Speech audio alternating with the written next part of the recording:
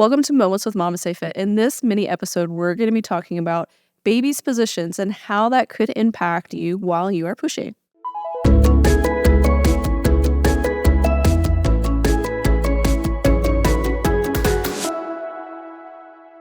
Welcome to Moments with MamasteFit, where we break down our professional experience as a doula or as a labor nurse and how you can use our experience to help support yours.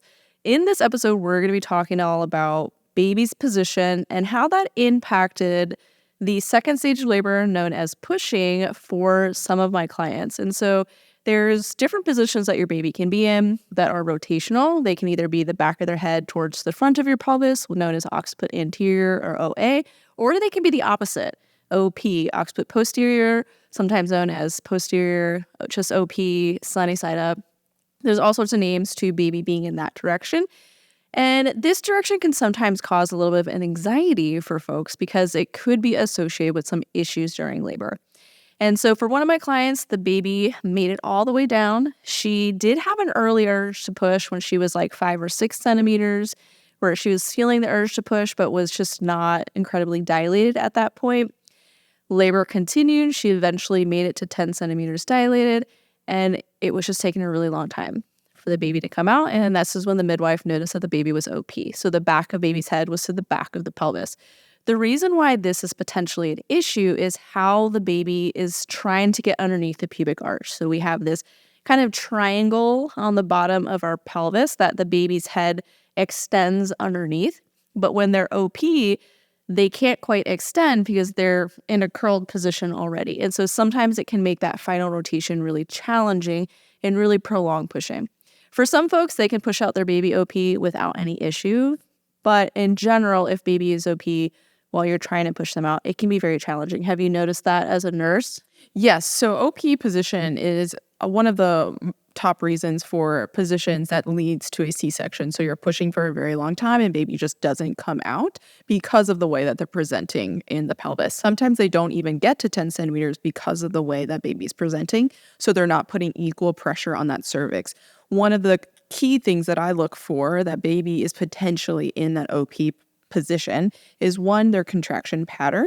I'm looking for coupling of contractions, or where you have 2 contractions or 3 contractions, sometimes back to back to back, and then you have a long break. And this is that uterus trying to turn this baby from OP to OA to be in a more optimal position for our pelvis, to be able to come out easier.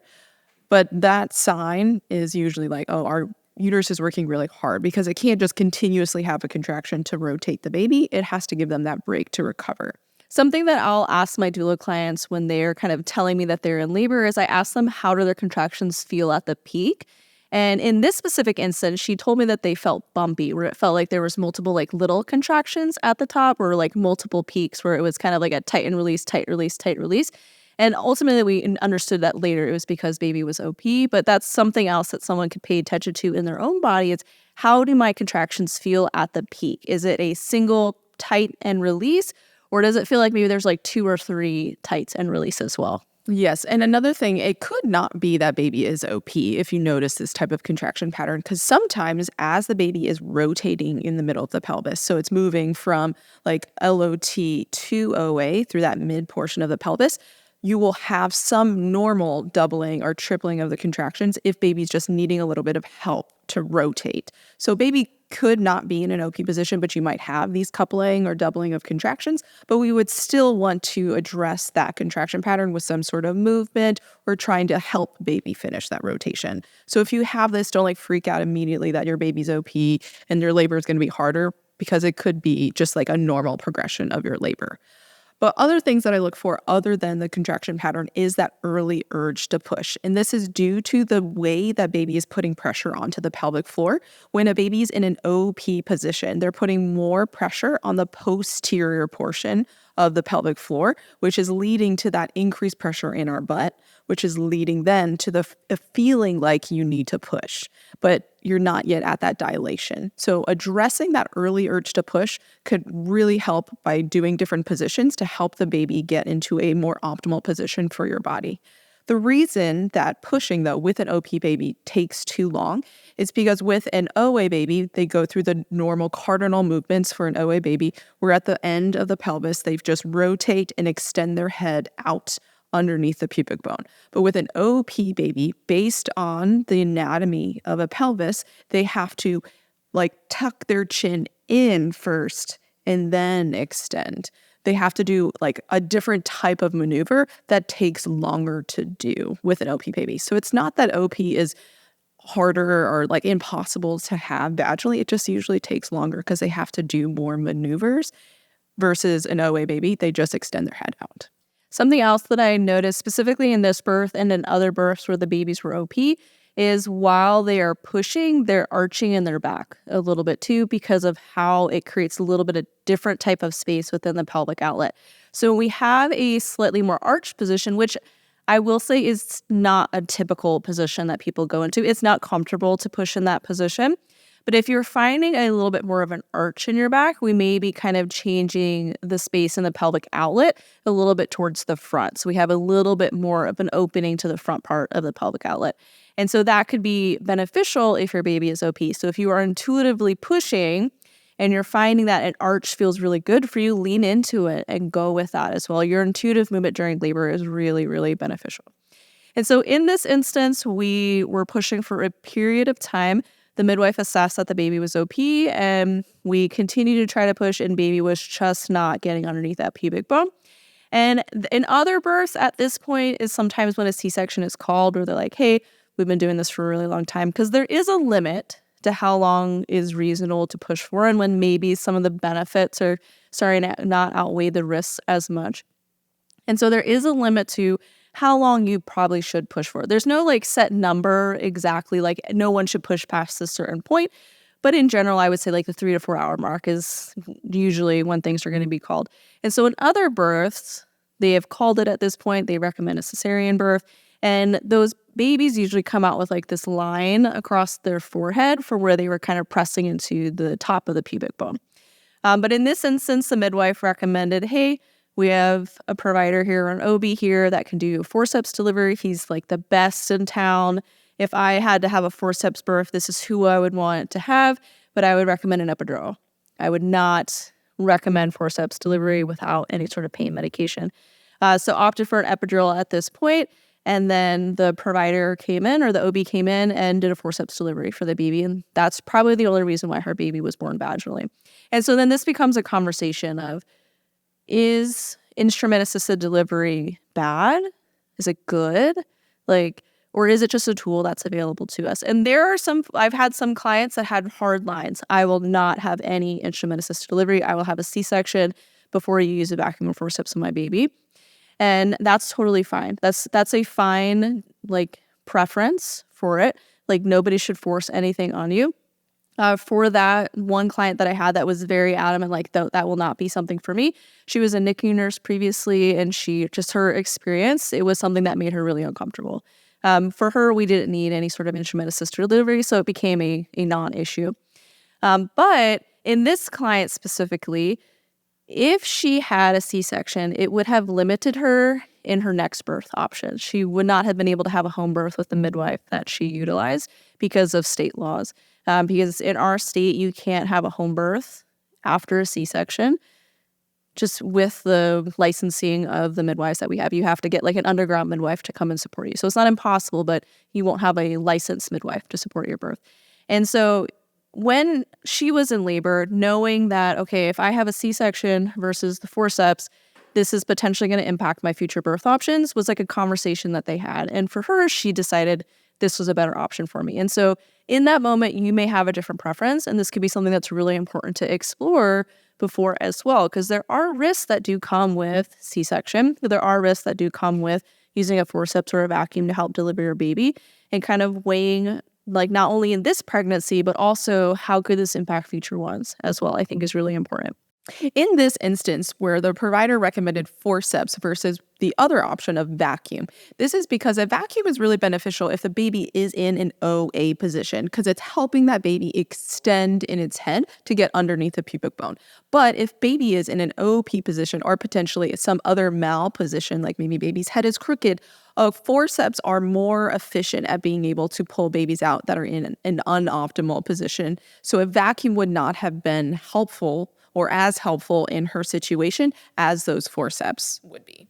So I think this is a really great conversation to have with your provider on what options are there for me while I'm pushing. Like, do you do forceps? Because not all providers do forceps.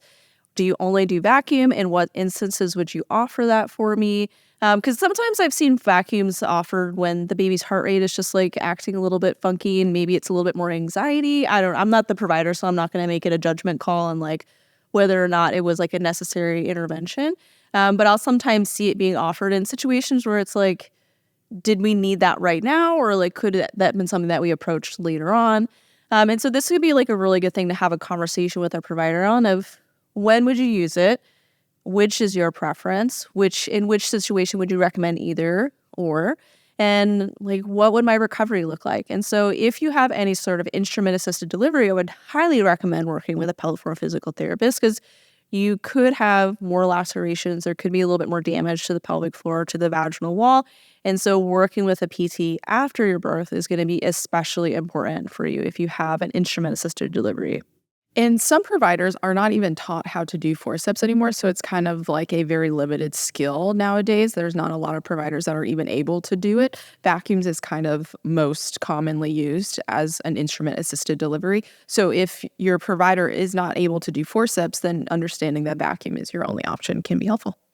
So now let's back it up a little bit and talk about what can we do if you discover or realize that your baby is OP and it's impacting your labor progress. Because for some folks, OP is the best position as well. And so it's not always like quote unquote bad either. And so let's talk about what you can do if baby's OP and it's causing issues. The first thing that you can do is an inversion, and this is going to help bring baby to a space where they might have a little bit more room to adjust their head position. It's going to help to release some of the uterine ligaments that may be impacting their position or their ability to rotate. And you can either do like a forward-leaning inversion, which is going to be about like a 45-degree angle between your torso and your thighs, so a pretty steep incline. This is going to be probably the most effective of all of them. But if you have an epidural or you're just not feeling up to it, because there are points during labor where even if you're super strong, you're like, no, thank you. I would like to not. It's very labor intensive. You can do puppy pose where your arms and your legs are on the same surface and your hips is just a little bit higher. That can be a great option. I had one client whose baby was asynclitic, which means the baby's head was tilted. And she was having an urge to push, but it wasn't like super strong. And then we did an inversion and baby's head went boop. And there was a very strong urge to push after that. And she only did it for one contraction. And so with the inversion, you'll hold it for 3 contractions or until you feel something shift, whichever comes first. In between contractions, you can come up and rest, but usually like 1 or 2 contractions with strong or 1 or 2 inversions with strong contractions is all you really need to really begin that process of rotation. Whenever I explain inversions to people, because one thing that people are always afraid of, then, well, if I'm going to go upside down, is my baby going to completely leave my pelvis? Like all this work that I've done, this baby's just going to come out and undo it by doing an inversion. It's not that baby is fully leaving the pelvis. It's similar to when you park a car. If you pull into the parking spot, if you're a terrible parker like me, it's when you pull out a little bit when you're crooked, you just pull out a little bit from the parking spot. You're still like pretty much in it. And you straighten yourself out, and then you're able to enter fully straight. That is what we're wanting the baby to do. So they're pulling out to where there's more space so that they can reposition and then come back in a more optimal position. So after the inversion, we're then going to think about creating space in the upper mid-pelvis. And this is where your baby is beginning their rotation.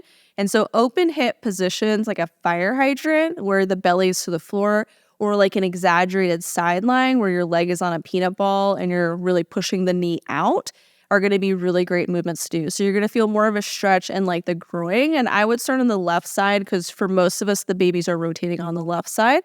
You can do a few contractions on the left and then do a few on the right and see if you feel a shift at all. but that would be my recommendation. And just to rewind real quick to inversions, if you have an epidural, it's going to be really hard to do a forward-leaning inversion.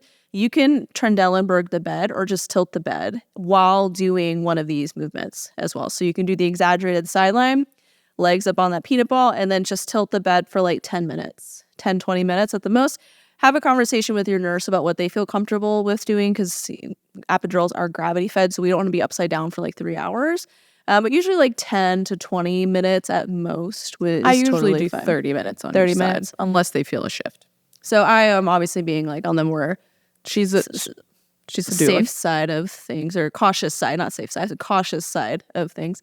But that would definitely be a conversation that I would have with your nurse, with your provider, of like, hey, my baby's in a funky position. Or they could be a conversation that they're recommending as well. Of how long do you want me to be in this Trendelenburg if you have an epidural? If you don't have an epidural, just get up and move. Just get up and move around. After we've held that open hip position or that upper mid pelvis opener, we're then going to think about creating space in the part of the pelvis that baby's at, or coming into a more upright position to help them kind of drop into the pelvis again. Because ideally they've rotated at this point. And now if you have an epidural, we come into a thrown position. So we're just in a seated position now. If you don't have an epidural, we're in like an elevated lunge. So we have the leg that's up. And this is where something like the Miles circuit can be really helpful, because we have our inversion, you have the open hip position, and then you have the elevated lunge. Would be like those 3 movements. We'll link the circuit down below for those of us that want to watch it and kind of move through those movements. But you can mimic the same movement patterns to help support your baby's rotation before that. And there's obviously exercises that you can do prenatally to help support your baby's position as well. But I don't want folks to get super hyper fixated on my baby cannot be OP during pregnancy or us, because sometimes we need strong contractions to help baby move into their optimal position as well. And they're just more comfortable in a certain position. 95% of babies who start labor in an OP position will be OA at birth. So baby will likely turn, most babies will turn at some point during labor from the OP position to the OA position. It may take labor might take a little bit longer, but it's not impossible. Absolutely. So if your baby is in a little bit of a funky position when it comes to pushing, it could make pushing a little bit longer. There could be more offerings for interventions during this point. So if baby's OP specifically, so the back of their head is towards the back of your pelvis, it could make it a little bit harder for them to get underneath that pubic arch, and could result in either a cesarean birth if they cannot finish that extension, or your provider may offer some instrument-assisted delivery like forceps or a vacuum, which, again, neither is necessarily like the better option. It's about weighing like what's the best for me in this pregnancy, in this birth right now, and then also considering how this may impact future births as well. That's not always something that is considered when we're making decisions about this experience, is like, how could this impact future ones also? But if you're really only concerned about this one, that's fine too. Like, it's okay to live in the moment as well. So your provider may offer the use of forceps or a vacuum. In my experience, I have found forceps to be more effective if baby is OP. I find vacuums to be less effective if baby is OP. Typically, those tend to be more helpful if baby's like in a really good position. We just need like a little bit more oomph to the pushes, like maybe mom's getting a little bit tired. And then we can also think about what can we do before we get to this point to help support baby's position. So if you're noticing sign like coupling contractions where you have a few back-to-back and then a long break, you feel like there's like multiple peaks with your contraction, or sometimes I'll describe them as bumpy, where you feel like there's multiple peaks to them. If you're noticing that you're really liking to like arch a lot, or certain movement patterns feel like maybe something's going on here, we can do things like inversions, creating more space in the upper mid pelvis to help baby rotate, and then doing an open hip position and an upright position to help baby drop down. And ideally, they have rotated into a better position. So I hope that this episode is helpful for you to have an idea of what you can do if your baby's in a little bit of a funky position when it comes to pushing. If you want to learn more from us, these little mini episodes are really appealing to you, and you want to dive deeper, check out our childbirth education course and our prenatal fitness programs. In our prenatal fitness programs, we incorporate a lot of exercises to help not only support your comfort and strength throughout your pregnancy, but also to help support your baby's position, to create space within your pelvis, and help to release tension within your pelvic floor, which could also be a big player when it comes to pushing as well. So if you want daily workouts to do throughout your pregnancy for a strong pregnancy as you prepare for birth, check out our prenatal fitness programs that you can bundle with our childbirth education course to save 15% off. Our childbirth ed course is all about labor positions that you can do. We talk about addressing labor stalls. We have a whole section on pushing. And so there's a lot of information in there to help you have an empowered birth and pregnancy experience. And if you want to check out any of our courses, you can head to MamasteFit.com and use code MOMENTS10 to get 10% off.